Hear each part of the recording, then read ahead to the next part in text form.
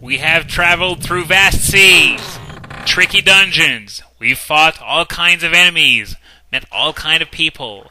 And 64 parts later, it's finally time for the beginning of the end.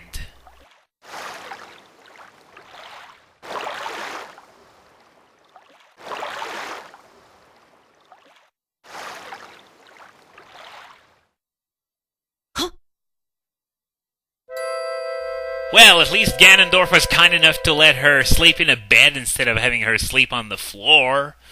And this scene right here, it reeks of bad fanfiction waiting to happen. So, we're going to get, as usual, a little pre-battle speech. And now, I don't know if this is a metaphor for Zelda being out cold and she can't even dream of anything. So since this game took place on an ocean, we're going to get some metaphors for how out cold Zelda is. And now he shifts themes to what the King of Her Lions said about the story of Hyrule and how our ancestors took refuge on the mountaintops. And, well, get ready for the big reveal, the thing that this entire game has been building up to. You will not believe that! Your gods destroyed you! Yes! The big reveal is something that was told in the intro before we even took control of Link for the first time in the game. So, yeah, I don't get it either. It's been established at the very beginning of the game that the gods, by flooding Hyrule, they did kill a whole lot of people, even though they also ensured that mankind would survive by having people go on the mountaintops. Anyway, it's time for battle, and I don't think this was Ganondorf morphing into something as much as him summoning this boss. This is Puppet Ganon! Looks intimidating, doesn't it? Well, it's not all that difficult. At least not really in this form, because of course it's got 3 forms. So it's a lot like Cali Demos in that it's attached to the ceiling. This time it's just ropes instead of vines, though. So you want to throw the boomerang at the ropes, which will break after 2 hits each from the boomerang, and the attacks that Puppet Ganon can perform depend on which ropes are connected to the ceiling, because when you detach them, well, its arsenal goes down as well and becomes a lot less threatening. And, come on, the tail is still attached? Come on, it's very important to bring the tail down, because... and then sometimes this happens. The ropes are just going to be rebuilt, and you have to do it all over again. Anyway, you probably saw where I was going with that train of thought. As you can see on the tip of the tail, there's a crystal orb. That's the weak point that you want to strike with the... Excuse me! With the light arrows. So this time I just have to be a little bit quicker in order to take all these ropes out. Come on, target! No! And now we gotta deal with keys as well. Keys actually play a positive role in this fight, believe it or not, because they can be used to replenish hearts and magic. And okay, can I get a shot? Come on! No! Oh man, I was so close too. I probably should have gotten a bit closer. I don't know why I was so scared of getting closer. It wasn't like it could do much to me. But, come on, now I gotta do it all over again. I hope the 3rd attempt is the right one, because otherwise this is gonna be a pretty pathetic run of this first form of Puppet Ganon.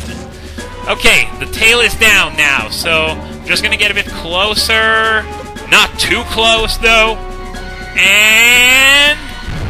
boom! Alright, we got 1 hit. 2 more left to go. That's right, of course we gotta hit it 3 times. And... so we gotta redo this again. It's a bit too close for comfort now. And as I said, as I said before, its attacks vary depending on which ropes are connected to the ceiling. So, is it me or is the tail the only thing left now? Okay, so, one hit left. Come on, stop moving, and there are keys coming down too.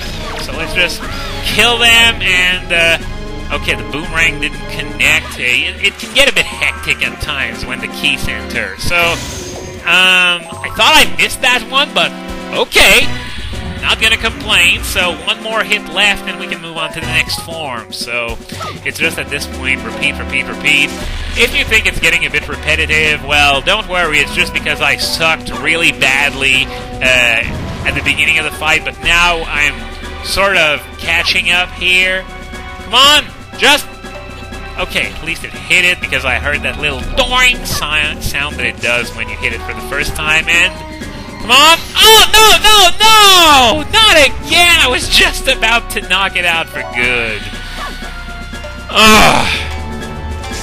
At this point, this is just painful. I mean, the game's trolled me twice, and I was so close. And once again, the tail is the last one to go, I guess, because it's always like in the rear, so it's supposed... Oh, the tail is gone, so I'm not gonna waste any time killing these keys. I'm gonna hurry up, and there we go. I thought the tail was still hanging up for some reason, but it was probably that main rope that holds the whole thing together that I was looking at, and I thought it was the tail. But anyway, form change. Arachnophobes, beware, because this next one is a giant spider. Fortunately, it's probably the easiest form of the three. In fact, it's by far the easiest form of the three. You want to use the reflection in the water to see where it's going to fall, and once you've done that, you position yourself in order to simply hit that crystal orb on its tail, and then keys come down.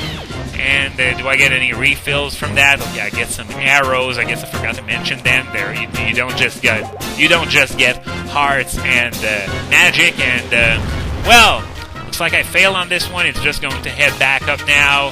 But I didn't take any damage, so I guess it's not that bad. But still, this part is pretty easy when you don't suck like I just did. And here we go.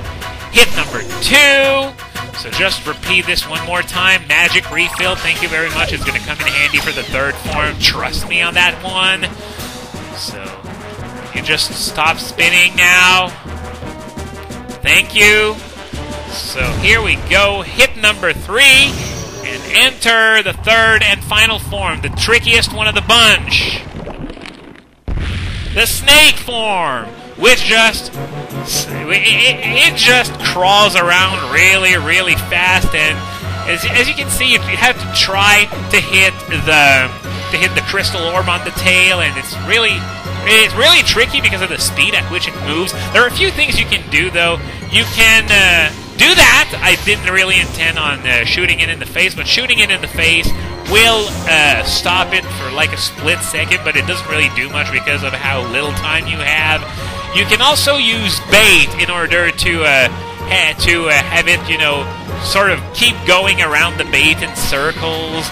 And okay, I managed to get a lucky shot there. And ow, come on, wow, this is really cool. I'm doing so much better than I ever did on this thing. And come on. It's coming, but I didn't have the time to react, unfortunately. Yeah!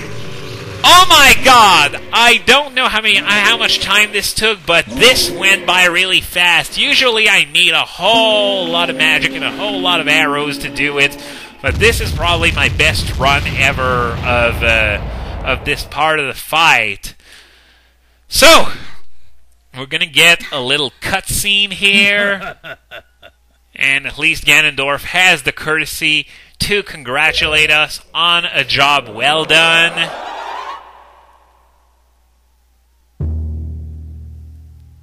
No, pretty sure it doesn't.